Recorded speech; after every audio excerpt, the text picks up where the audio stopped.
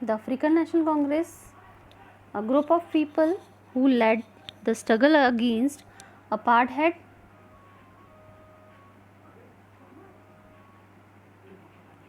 and their most well-known leader Nelson Mandela fight the apartheid system for several years.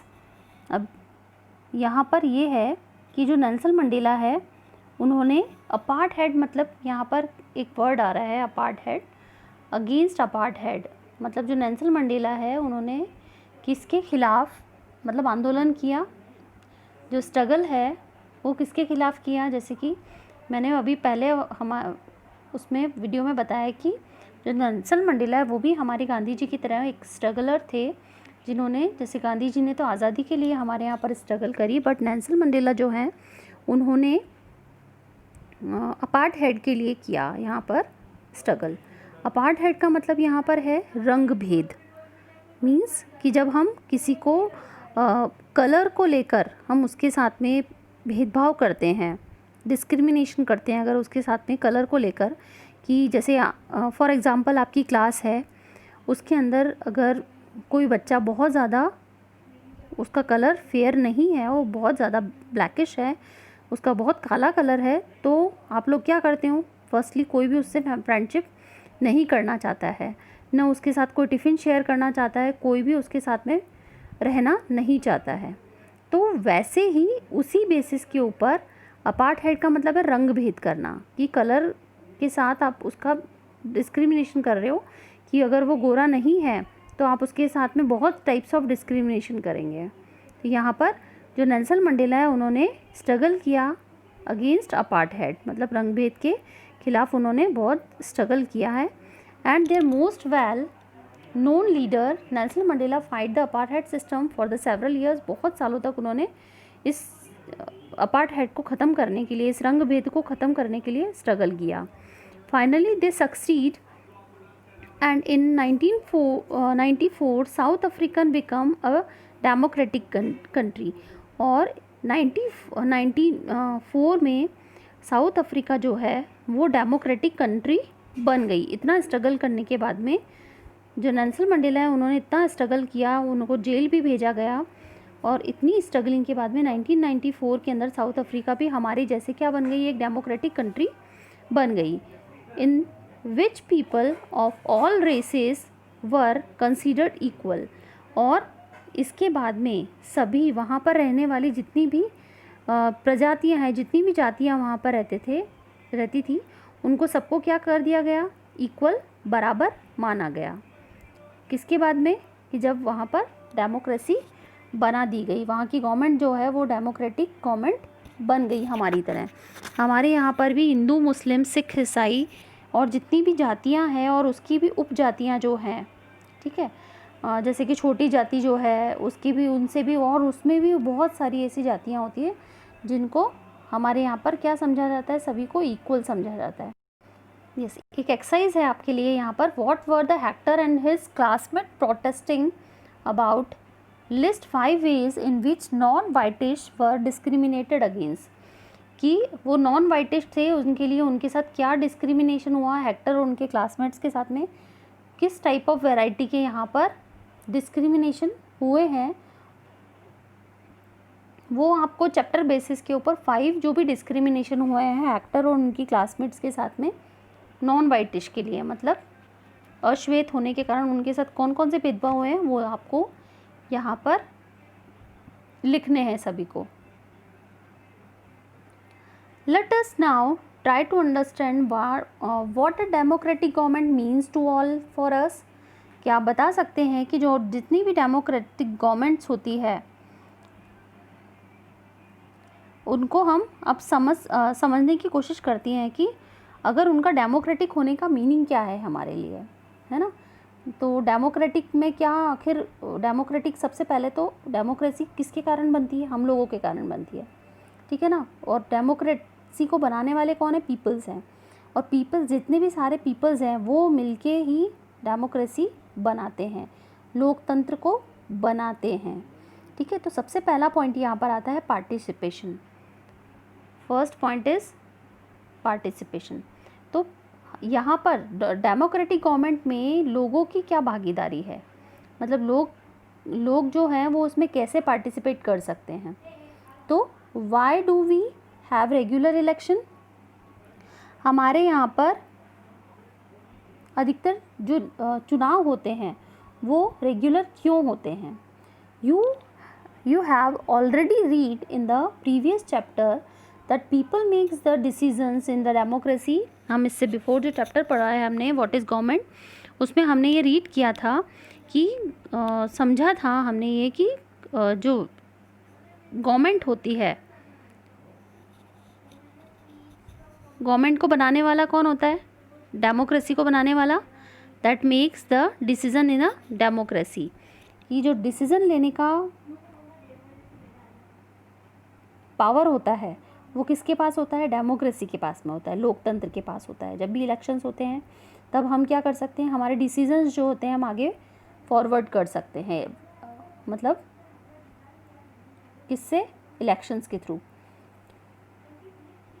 Thought voting in the elections people elect leaders to represent them. और लोग क्या करते हैं, जैसे कि मैंने starting में भी आपको बताया, पीपल अपने लीडर्स को इलेक्ट करते हैं खुद को रिप्रेजेंट करने के लिए, मतलब खुद का जो डिसीज़न है उसको आगे फॉरवर्ड वो किसके थ्रू करते हैं, जो अपने चुनाव में जो लोग को वो चुनते हैं, अपनी सहमति से, जो अपनी चॉइस से जो लोग, जिन लोगों को चुना जाता है वो क्या होते हैं। जैसे कि अगर मुझे बीजेपी पसंद है तो मैं क्या करूँगी, मुझे ऐसा लगता है कि ये बहुत अच्छा वर्क करेंगे मेरे लिए, तो इलेक्शंस में अगर जो खड़े हुए हैं बीजेपी की तरफ से तो आप क्या सोचोगे कि नहीं ये बहुत अच्छा वर्क करके देंगे, ये हमारे वेलफेयर के लिए बहुत अच्छा वर्क करेंगे, तो मैं इनको ही इलेक्ट करूँगी और मैं इनको ही वोट दूँगी। सोचते हैं ना हम कितनी बार ऐसा।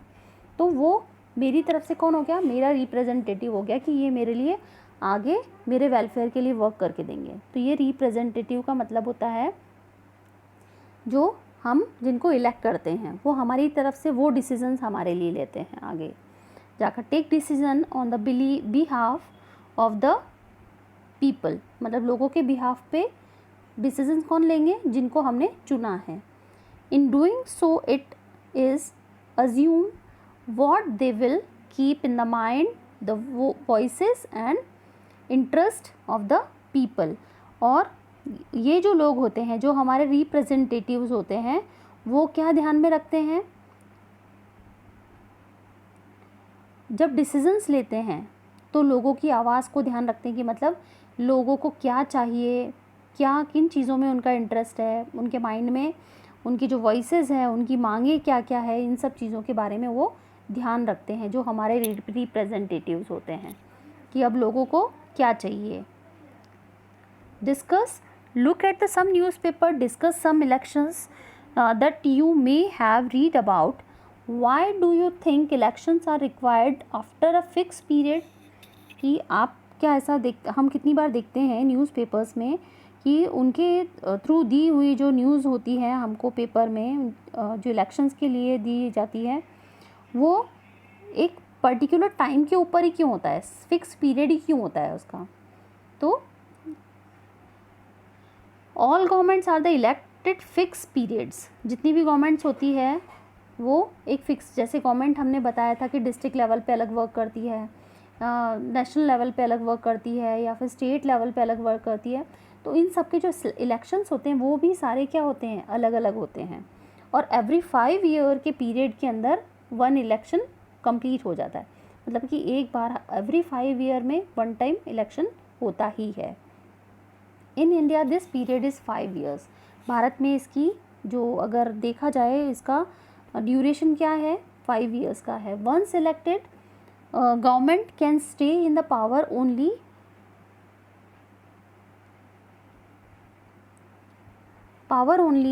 for that period. If they want to continue to be in power, then they have to be re-elected by the people.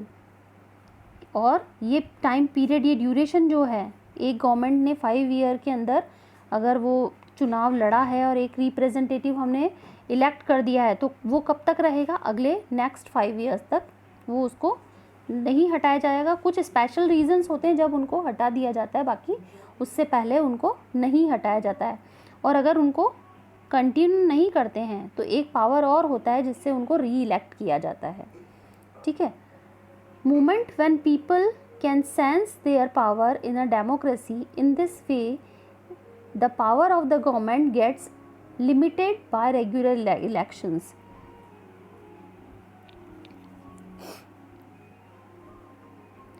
और ऐसे करके रेगुलर जो चुनाव होते हैं, हमारे रेगुलर जो इलेक्शंस होते हैं, उन पर क्या होता है, लोगों का जो सरकार होती है, गवर्नमेंट जो होती है, उनका जो पावर होता है वो इनके ऊपर बना रहता है, इलेक्शंस के ऊपर।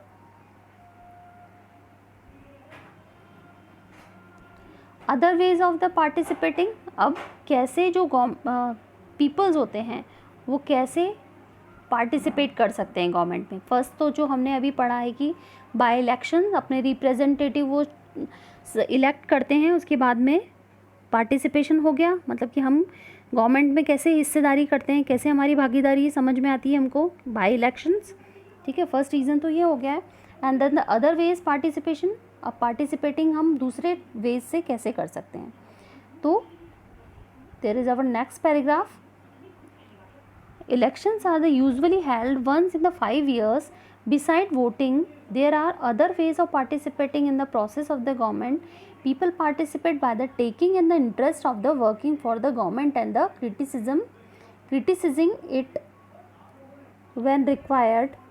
In the August 2005, when a particular government interested in the money people had to pay for the electricity, people expressed their disapproval very sharply. They took out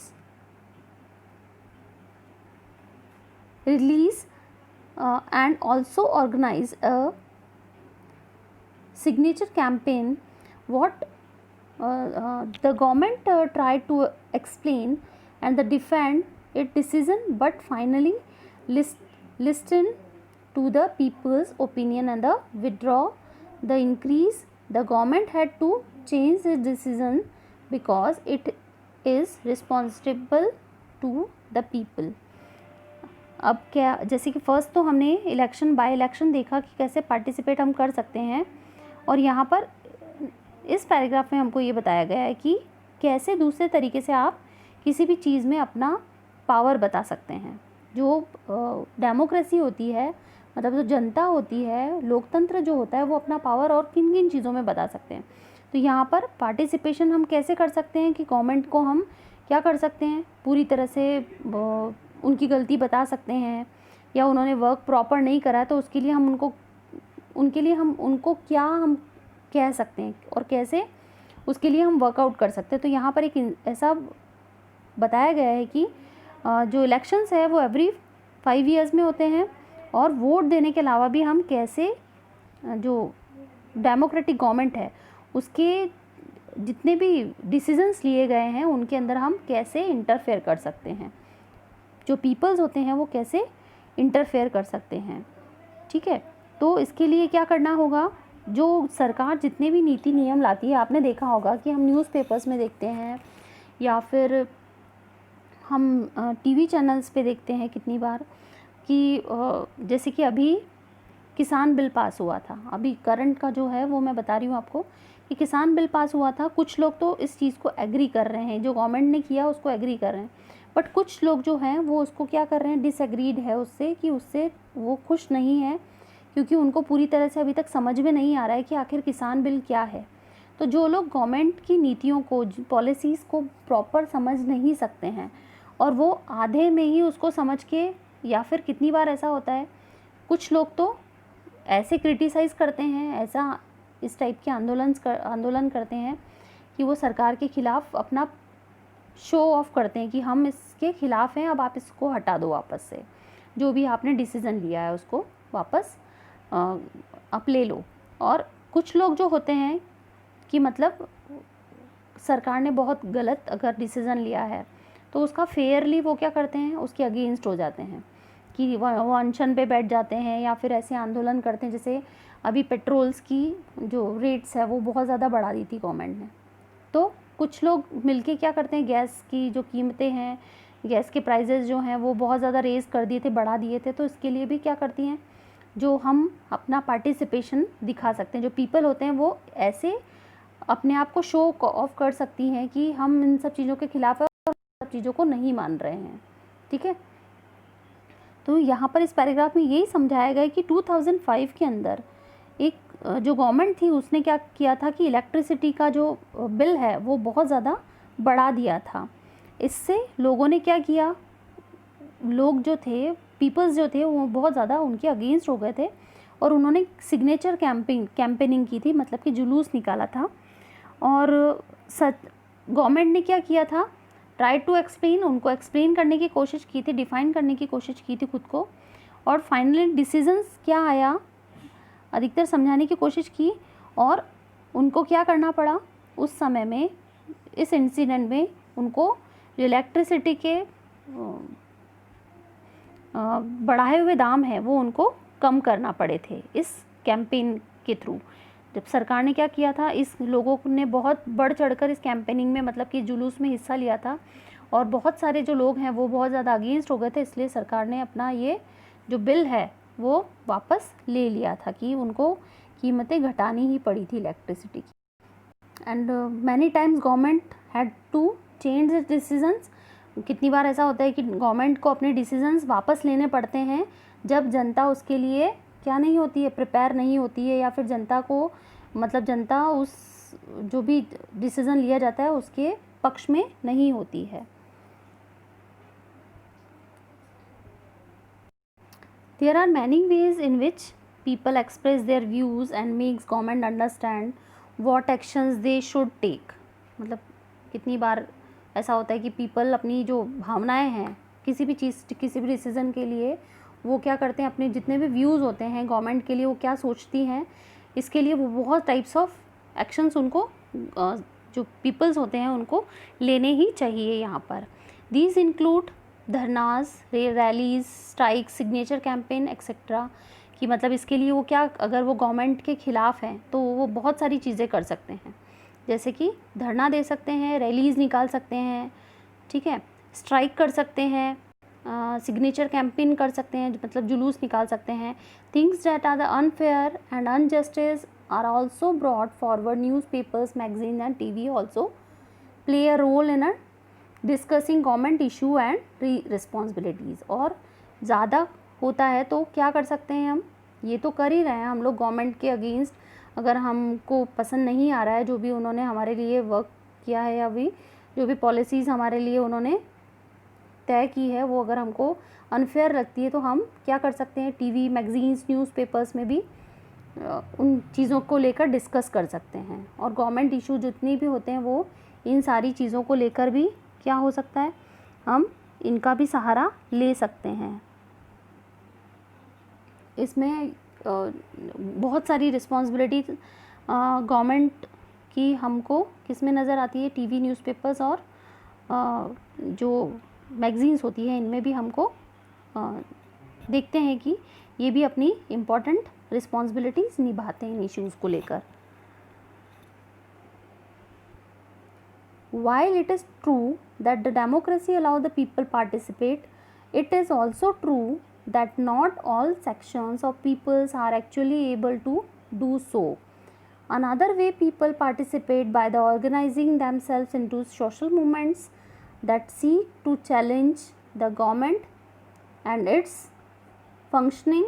Member of the minority community, Dalits, Adivasi, women and the others are often able to participate in this manner।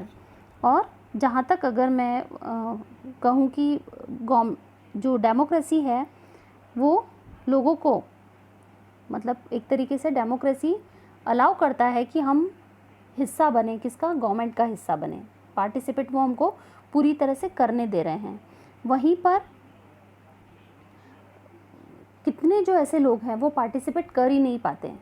क्यों नहीं कर पाते हैं, उनको मौका मिल नहीं पाता है कि वो भी इन सब चीज़ों में अपना पार्टिसिपेशन कर पाए डेमोक्रेसी के अंदर। और एक और तरीका है जिससे कि वो क्या कर सकते हैं, बहुत सारे मूवमेंट्स कर सकते हैं, बहुत सारे आंदोलन कर सकते हैं और सरकार के जितने भी काम करने के तरीके हैं उनको भी वो क्या कर सकते हैं, चैलेंज कर सकते हैं, जिनके भी फंक्शनल्स हैं उनको हम लोग, उनके जो काम करने के तरीके अगर हमको पसंद नहीं आ रहे तो हम उनको पूरी तरह से चैलेंज कर सकते हैं, मतलब उनको चुनौती दे सकते हैं।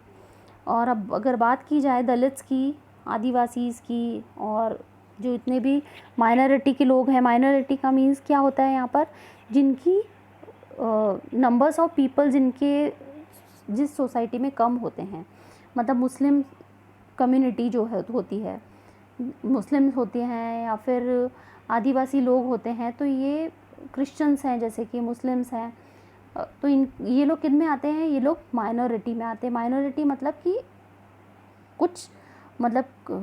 कुछ जातियों के हिसाब से इनकी संख्या क्या है, इनकी जो आबादी है, इनकी जो स्ट्रेंथ है वो क्या है, कम है बहुत ज़्यादा। ठीक है, तो ये लोग क्या आते हैं, माइनॉरिटी में आते हैं। ठीक है, इनकी जो पॉपुलेशन है वो बहुत ज़्यादा कम होती है, इसलिए इनको माइनॉरिटी कहा जाता है।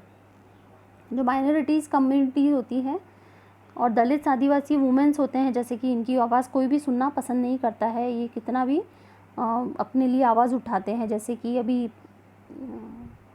कितनी बार ऐसा होता है कि बहुत सारी वुमेन्स के लिए अभी जैसे डॉवरी केसेस हो जाते हैं, दहेज प्रथा के लिए आवाज़ उठाती हैं, तो बहुत गवर्नमेंट को ये बहुत मतलब इनको हार्डली वर्क करना पड़ता है ये सारी चीज़ों को बताने के लिए। ठीक है, तो ये अधिकतर किसके थ्रू बता सकती है, पार्टिसिपेट इन दिस मैनर, कि गवर्नमेंट में अधिकतर ये मूवमेंट कर सकती हैं, मतलब आंदोलन कर सकती हैं, बहुत सारे सीख मूवमेंट्स कर सकती हैं, जिसके थ्रू ये सारे लोग जो हैं वो अपनी भागीदारी को, अपने पार्टिसिपेशन को वहाँ पर बता सकते हैं।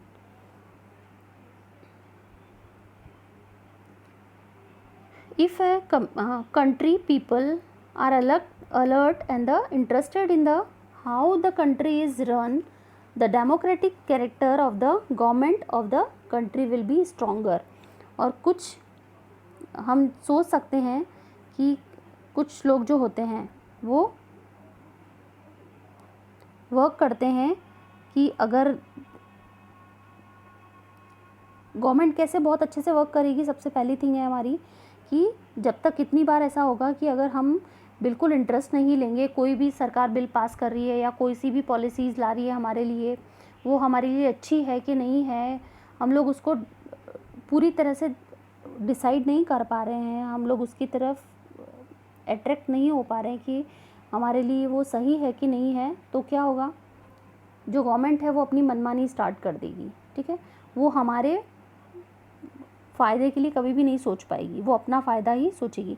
तो देश के अंदर ये सारी चीज़ें, कैंपेनिंग होना, धरना, रैलीज, स्ट्राइक्स और अगेंस्ट गवर्नमेंट के होना बहुत ज़्यादा ज़रूरी है। जब जो चीज़ हमको, जो भी पॉलिसी है या जो भी नीतियाँ हैं जो भी हमको पसंद नहीं आती है, उसके अगेंस्ट कैंपेनिंग करना ज़रूरी है। ठीक है, और ये क्या रखेगी, अलर्ट रखेगी गवर्नमेंट को। अगर हम अलर्टनेस चाहते हैं, अगर हम इंटरेस्ट चाहते हैं कि गवर्नमेंट क्या करे, लोगों के प्रति, कंट्री के प्रति पूरी तरह से अलर्ट रहे और इंटरेस्ट सारे वर्क में दिखाए, तो हमको क्या होना पड़ेगा, हमको स्ट्रॉन्गेस्ट होना पड़ेगा।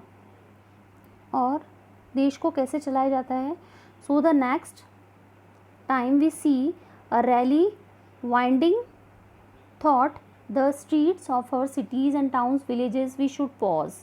जब भी कभी हम हमारे शहर में या हमारी गली में, हमारी सिटी में, हमारे टाउन में, कस्बे में, विलेज में अगर ऐसी चीज़ों को होते हुए देखें तो उनके बारे में सोच समझकर हम उसमें पार्टिसिपेट करें। Find out what the rally is about, और हम ये फाइंड आउट करें कि वो रैली आखिर किस चीज़ के लिए हो रही है। हु इज़ पार्टिसिपेटिंग इन, और उसमें पार्टिसिपेट मतलब उसमें भागीदारी लेने वाले कौन लोग हैं, and what they are protesting about, और वो किसके लिए ये सब चीज़ें कर रहे हैं। This will help to give us a sense of how our governments work। और ये हमको, ये सारी जो चीज़ें हैं वो हमको ये सारी चीज़ें समझने में मदद करेगी कि सरकार आखिर काम कैसे कर रही हैं। अगर हम उसको इग्नोर कर देंगे उस वक्त कि okay this is not my matter, कि ये मेरा मैटर नहीं है, ओके निकालते रहो तुम लोग रैली, कोई बात नहीं है, मैं क्यों उसमें पार्टिसिपेट करूँ, मैं क्यों ऐसा करूँ, इनको ऑब्जेक्शन है, मुझे ऑब्जेक्शन थोड़ी है, तो कितनी सारी ऐसी चीज़ें होती हैं कि हम सहन कर जाते हैं। ठीक है। गवर्नमेंट हर चीज़ के भाव बढ़ाती रहती है या किसी भी चीज़ का कुछ भी करती रहती है, तो थोड़ा सा गवर्नमेंट को लगना चाहिए कि हमारे पास भी पार्टिसिपेट करने का एक अलग सा कोई पावर है। Need to resolve conflict. अब जो कॉन्फ्लिक्ट होते हैं, जितने भी विवाद होते हैं, उनको कैसे रीसॉल्व किया जा सकता है, कैसे उनको मतलब सॉर्ट आउट किया जा सकता है, उसका समाधान किया जा सकता है। In Maya's story you read about how conflicts can often lead to violence and the death because one group decided that it is all right. और यहाँ पर ये क्यों हुआ माया की स्टोरी में, यहाँ पर क्यों ऐसा विवाद हुआ, क्यों कॉन्फ्लिक्ट हुआ ऐसा, और ये वॉयलेंस हुआ उसमें। वॉयलेंस का मतलब क्या है यहाँ पर है कि उस समय में दो जो पार्टीज़ थी, मतलब कि जो एक तो सहन करने वाला है यहाँ पर मतलब कि जो पीटरसन मतलब कि नॉन वाइटिश जो लोग हैं वो उसको मतलब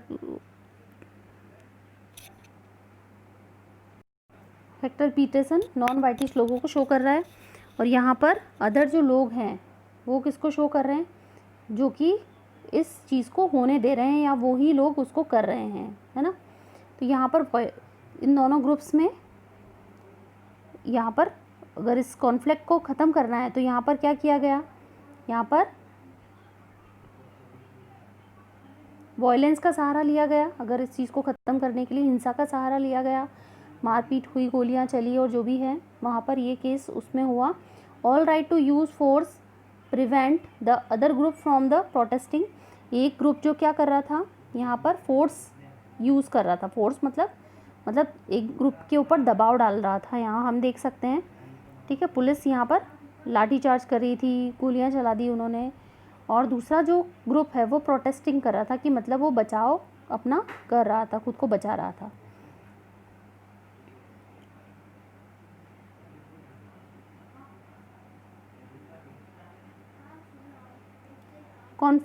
Conflicts occur when people of the different cultures, regions, reasons for the economic backgrounds do not get along with each other, or when some among them feel they are being discriminated against. People may use violent means to settle their differences. This leads to fear and tension among other living in the areas the government is responsible for the helping to resolve conflicts. अब यहाँ पर किसका काम है, यहाँ पर जितने भी विवाद होते हैं, जितने भी कॉन्फ्लिक्ट्स होते हैं, उसके अंदर उसको रोकने का काम किसका होता है, उसको रोकने का काम होता है गवर्नमेंट का। अगर किसी भी टाइप के कॉन्फ्लिक्ट्स अगर यहाँ पर होते हैं तो सरकार इसके अंदर एक बहुत अहम भूमिका निभाती है।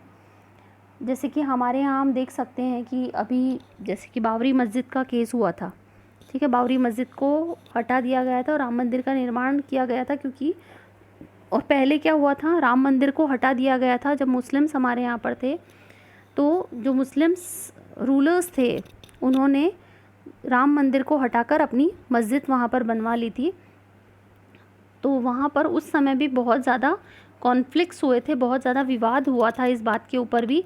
और अभी भी सरकार को ये डर था कि वापस से अगर वहाँ पर मस्जिद को हटाया गया, और जो कोर्ट है वहाँ पर केस बहुत टाइम से चल रहा था, लेकिन जब रिज़ल्ट आने का टाइम था तो वापस कॉन्फ्लिक्ट्स होने का डर लग रहा था गवर्नमेंट को, ठीक है। तो उन्होंने बहुत सारे प्रिकॉशनरी जो चैलेंजेस हैं, मतलब प्रिकॉशन के रूप में उन्होंने बहुत जगह पुलिस लगाई, बाहर से फोर्सेस मंगवाई कि ऐसे कॉन्फ्लिक्ट्स जो हैं रिलीजन को लेकर, धर्म को लेकर, ऐसे पैदा नहीं होने चाहिए, ठीक है। तो यहाँ पर इस पैराग्राफ में यही समझाया गया है कि गवर्नमेंट जो है उनका बहुत मेन इंपॉर्टेंट रोल होता है कि वो इन कॉन्फ्लिक्ट्स को सॉर्ट आउट करे।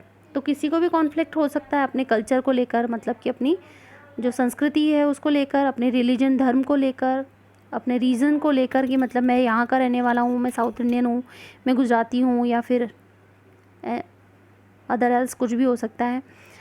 इकोनॉमिक बैकग्राउंड के ऊपर भी कॉन्फ्लिक्ट्स हो सकते हैं, गरीब अमीर को लेकर भी बहुत सारे कॉन्फ्लिक्ट्स होते हैं, विवाद होते हैं। तो ये सारी चीज़ें जितनी भी हैं उनको मतलब सॉर्ट आउट करने का काम केवल गवर्नमेंट का होता है। People may use violent means the settle there differences, और जो लोग होते हैं उसके अंदर ऐसी स्थिति पैदा ना हो, ऐसा डिस्क्रिमिनेशंस की भावना पैदा ना हो। People may use violent means the settle this leads to fear and the tension among other living in the an area. This government is responsible for the helping and resolving conflicts, और ऐसा टकराव ना हो इसके लिए government जो है बहुत इम्पोर्टेंट भूमिका निभाती है, और अधिकतर जो गवर्नमेंट होती है इन कॉन्फ्लिक्ट्स को, इन विवादों को रिसॉल्व करने में हेल्प करती है। Let's read about some of the conflicts in our society and the role of the government in resolving them. अब हमारी सोसाइटी में हम देखते हैं नेक्स्ट पैराग्राफ में कि कौन कौन से हमारी सोसाइटी के अंदर कॉन्फ्लिक्ट्स हो सकते हैं, कौन कौन से विवाद हो सकते हैं, लड़ाई झगड़े हो सकते हैं, और गवर्नमेंट उनको कैसे रिसॉल्व करती है, गवर्नमेंट इनको इस विवादों को कैसे सुलझाती है।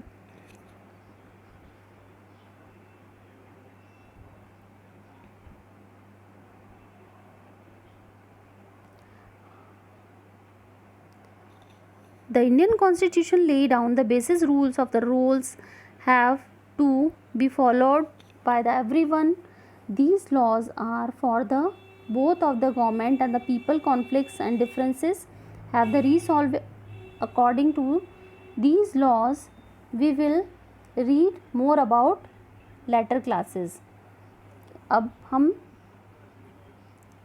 जो आगे आने वाले बहुत सारे ऐसे कॉन्फ्लिक्ट्स हैं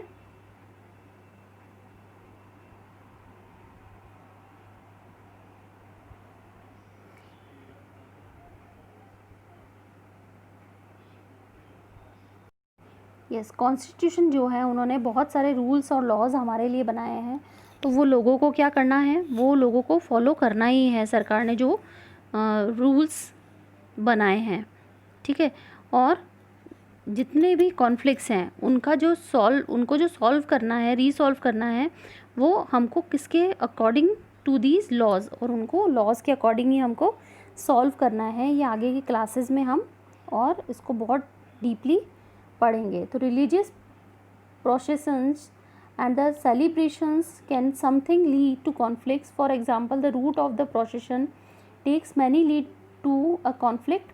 कितनी बार ऐसा होता है कि बहुत सारी जो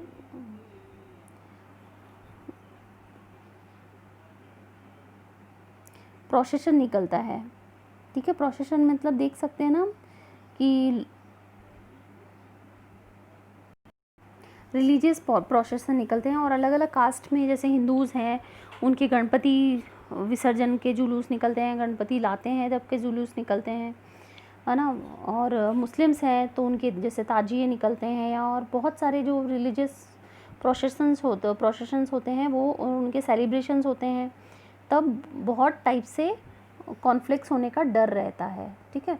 the government particularly the police play an important role getting representative to concerned communities to meet and try arrive at a solution। और जो पुलिस होती है या गवर्नमेंट होती है वो इस चीज़ का बहुत मतलब गंभीरता से ध्यान रखती है कि जब कभी कुछ लोग ऐसे होते हैं जो कि इन कॉन्फ्लिक्ट्स को बढ़ाने के लिए ही होते हैं, जैसे मुस्लिम्स का प्रोसेशन निकल रहा है, अगर धार्मिक जुलूस कोई निकल रहा है तो उसके अंदर पत्थरबाजी कर दी और कोई हिंदू को लाके खड़ा कर दिया, तो ये हिंदू मुस्लिम की लड़ाई होने का बहुत बड़ा रीज़न पैदा हो जाता है, कॉन्फ्लिक्ट्स पैदा होने का, ठीक है। और ऐसे ही अगर हिंदूज़ के देवी देवताओं का जुलूस निकल रहा है या कुछ भी ऐसा हो रहा है, तो अगर किसी मुस्लिम ने कुछ ऐसे दुर्घटना कर दी या किसी ने भी पैसे लेकर ऐसा कुछ भी उसके अंदर हिंसा को भड़का दिया, तो क्या होगा, हिंदू मुस्लिम की फिर से लड़ाई हो जाएगी।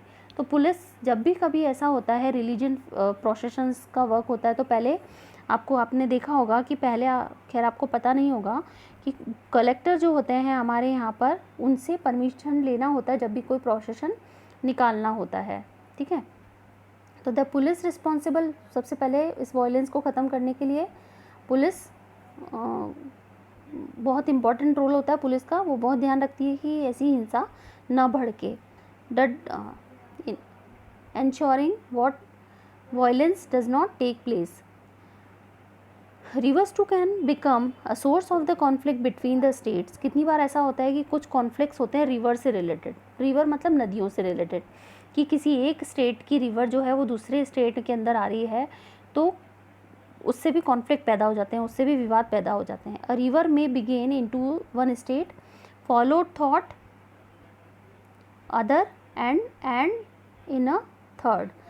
कोई नदी निकलती है एक स्टेट से, जैसे हमारे यहाँ से एमपी से नर्मदा नदी निकलती है, एंड देन आगे वो किसी और स्टेट में जाती है और किसी अगले स्टेट में जाकर वो क्या हो जाती है, एंड हो जाती है. The sharing of the river water between different states that the river goes thought is becoming and the issue for the conflict. और इस रिवर वाटर को लेकर भी बहुत सारे लोगों के बीच में, बहुत सारे स्टेट के बीच में भी क्या हो जाते हैं, कॉन्फ्लिक्ट्स हो जाते हैं, विवाद हो जाते हैं. ठीक है, कि ये हमारे यहाँ से निकला हुआ पानी हम यूज़ करेंगे, हम आगे इसको नहीं जाने देंगे. अगर नदियों को ऐसे ही रोक लिया जाएगा, रिवर्स को ऐसे ही रोक लिया जाएगा तो क्या होगा. ठीक है, तो इससे रिलेटेड भी बहुत सारी बार कॉन्फ्लिक्ट्स मतलब कि विवाद, लड़ाई झगड़ा हो जाता है. You may have heard about the Cauvery water dispute between the Karnataka and the Tamil Nadu. अगर आपने सुना हो एक क्यूरी के बारे में, वाटर डिस्प्यूट के बारे में, ये ऐसा एक इंसिडेंट हुआ है कहाँ पर, कर्नाटक और तमिलनाडु के बीच में. The water stored in the Krishna Raja Sagar dam in the Karnataka. पानी को स्टोर किया जाता था कहाँ पर, कृष्णा राजा सागर डैम के अंदर, कर्नाटक के अंदर. Use for irrigation a number of the district. और बहुत सारे डिस्ट्रिक्ट्स में, कर्नाटक के जितने भी डिस्ट्रिक्ट्स है उसमें इसको इरिगेशन मतलब कि फार्मिंग के लिए, सिंचाई के लिए इस पानी को यूज़ किया जाता था नंबर ऑफ डिस्ट्रिक्ट्स में. And for meeting the needs of the city of the Bengaluru. और यहाँ पर कुछ, यहाँ पर जो बेंगलोर के लोग हैं उनको भी यहाँ पर इस सिटी में जो वाटर की जो नीड है उसको पूरा किया जाता था. The water stored in the Mettur dam in the Tamil Nadu is use for the crop bone delta region for the state. और यहाँ पर क्या हुआ फिर, तमिलनाडु में भी मैटूर जो डैम है में भी भरे हुए पानी, जो पानी है उससे कहाँ पर, डेल्टा रीजन जो है तमिलनाडु का, वहाँ पर क्या होती थी, इरिगेशन होता था. A conflict rage because both dams are same river. और ये कॉन्फ्लिक्ट क्यों पैदा हुआ यहाँ पर, ये लड़ाई का रीज़न जो है वो इसलिए पैदा हुआ यहाँ पर क्योंकि दोनों बांध किस पे बने हुए थे, एक ही नदी के ऊपर बने हुए थे.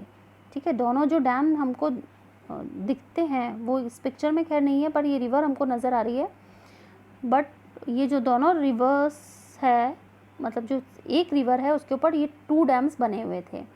The down stream dam in Tamil Nadu can only be filled up water is release for the up stream one located in Karnataka. अब यहाँ पर कर्नाटक के अंदर जो कृष्णा राजा सागर बांध जो है कावेरी नदी के ऊपर है, और तमिलनाडु का जो मैटूर बांध जो है नदी के निचले जगह पर है. मैटूर बांध में पानी तभी भरा जा सकता है जब कृष्णा सागर वहाँ से कर्नाटका से पानी को छोड़े. ठीक है, पानी को अगर ऊपर, कर्नाटका कहाँ आता है, ऊपर की तरफ आता है. अगर वो कृष्णा राजा सागर बांध से अगर पानी नीचे की तरफ नहीं छोड़ेंगे तो मैटूर बांध में पानी नहीं आ पाएगा. तो कॉन्फ्लिक्ट कहाँ पैदा हो, both states can't get much water as they need for people in their states. और यहाँ पर दोनों राज्य क्या थे, अपनी ज़रूरत के हिसाब से उनको भरपूर पानी चाहिए था जो कि नहीं मिल पा रहा था. और इन सब चीज़ों को लेकर उनके अंदर कॉन्फ्लिक्ट पैदा हो गया. This leads to conflict. The central government has to step in and see that a fair distribution is a worked out for the both states. अब यहाँ पर जो गवर्नमेंट है उसने यहाँ पर क्या किया, इंटरफेयर किया, मतलब जो सेंट्रल गवर्नमेंट है उन्होंने इंटरफेयर किया। जब दोनों स्टेट इस चीज़ को नहीं सुलझा पाए और उनके अंदर लगातार कॉन्फ्लिक्ट पैदा हुए, विवाद पैदा हो रहा था, लड़ाई झगड़ा पैदा हो रहा था कर्नाटक और तमिलनाडु में, तो सेंट्रल गवर्नमेंट ने डिसीज़न लिया कि दोनों को पानी बराबर सही पानी का बंटवारा किया जाएगा नदी के पानी में, ठीक है, और टाइमली सबको वाटर डिस्ट्रीब्यूट किया जाएगा। And the next topic is our next topic is equality and the justice।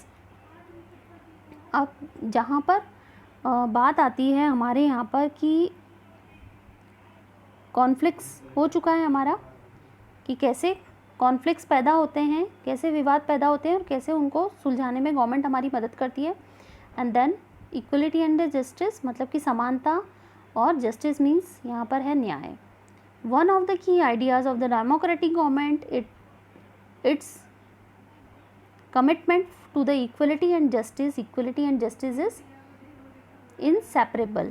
कि यहाँ पर अगर डेमोक्रेटिक गवर्नमेंट की बात की जाए तो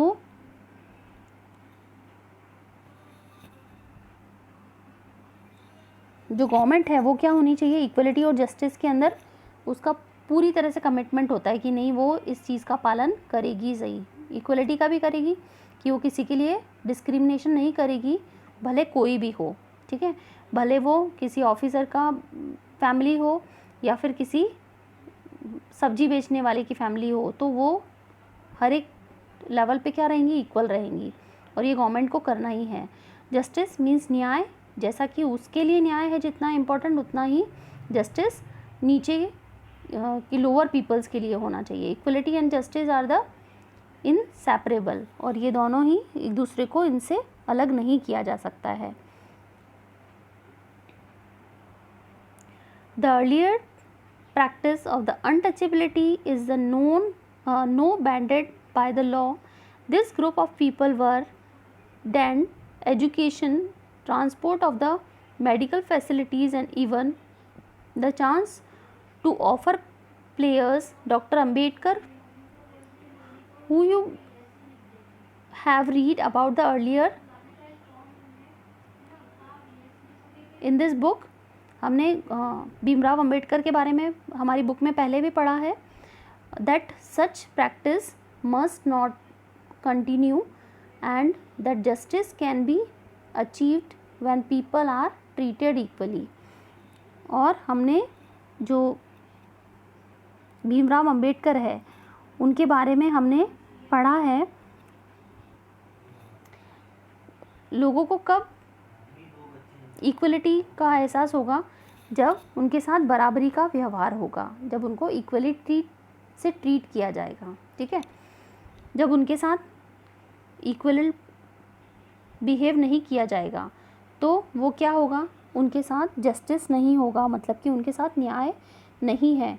कि हम सभी क्या हैं, हमको ईश्वर ने सबको एक जैसा बनाया है, सबके अंदर ब्लड भी एक जैसा दिया है, सबके कुछ भी एक भी बॉडी पार्ट अलग नहीं है किसी से भी।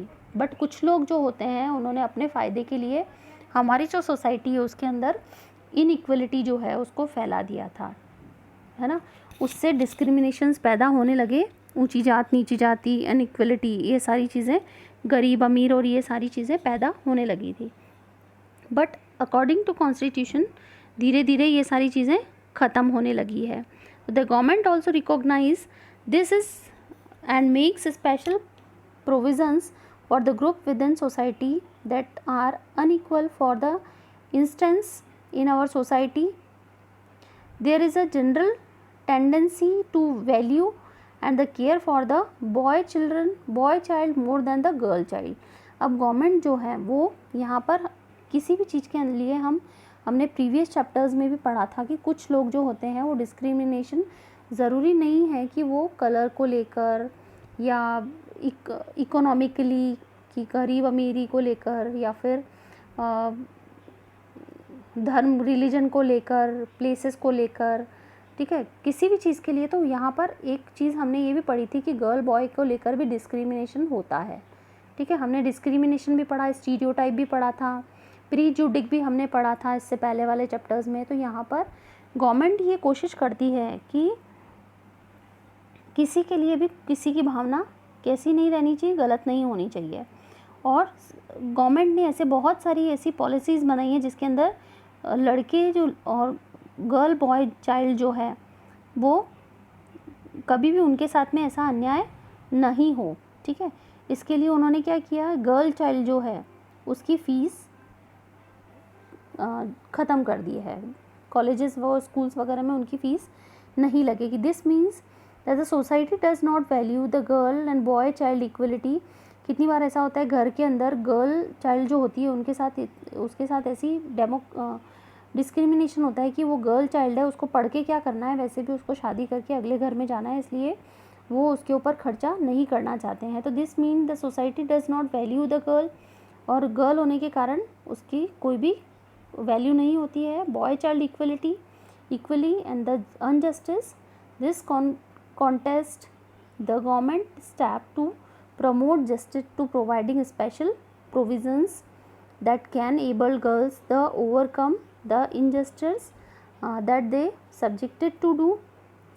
और इससे क्या हुआ कि गवर्नमेंट ने पॉसिबली फीसेस जो हैं वो लोअर कर दिए, कम कर दिए कॉलेजेस की और स्कूल की, और गर्ल्स को प्रमोट करने के लिए, आगे बढ़ाने के लिए उन्होंने बहुत सारी फैसिलिटीज़ गर्ल चाइल्ड जो है उनको दी है। How do you think lowering the school fees would help girl attend school? क्या आप के हिसाब से स्कूल फीस लड़कियों की अगर कम कर दी जाए तो वो लड़कियों को स्कूल जाने में मदद कर सकता है? तो यस, सही बात है कि अगर स्कूल फ़ीस कम होगी तो पेरेंट क्या करेंगे, लड़कियों को भी स्कूल भेजना स्टार्ट करेंगे, क्योंकि वो सोचते हैं कि हमारे लिए गर्ल्स को पढ़ाने के लिए हमारे पास पैसे नहीं हैं। और can you think of any experience from your life in which you have helped someone out of situation which you thought was unfair? Did everyone else see it the same way? What did you have to say the convince other that what you did was fair? मतलब कि आप ये समझ सकते हैं कि आपने किसी के साथ भेदभाव होते देखा है, डिस्क्रिमिनेशन होते देखा है सिचुएशन में ऐसी में, तो बताइए आप क्या उसकी मदद की जाए? मदद की है आपने कभी? क्या आप इस चीज़ से सहमत हैं? जो लोग ऐसे डिस्क्रिमिनेशन करते हैं, ऐसा व्यवहार करते हैं, क्या आपने उनको कभी समझाया है, कन्विंस किया है कि आपको ऐसा नहीं करना चाहिए? बहुत सारी बार हम लोग ऐसा करते भी हैं। तो ओके स्टूडेंट्स, ये चैप्टर जो है कि गवर्नमेंट कैसे वर्क करती है हमारे लिए, और हम गवर्नमेंट के अंदर कैसे पार्टिसिपेट करते हैं, किन किन टाइप से पार्टिसिपेट करते हैं, बहुत अच्छे से हमने इसमें रीड किया है। और आप बहुत अच्छे से इस चैप्टर को वापस आई होप बहुत अच्छे से पढ़ेंगे इसको और बहुत अच्छे से समझेंगे। ओके, क्वेश्चन आंसर्स के लिए मैं नेक्स्ट वीडियो रिलीज़ करूँगी। Okay students, goodbye, have a nice day.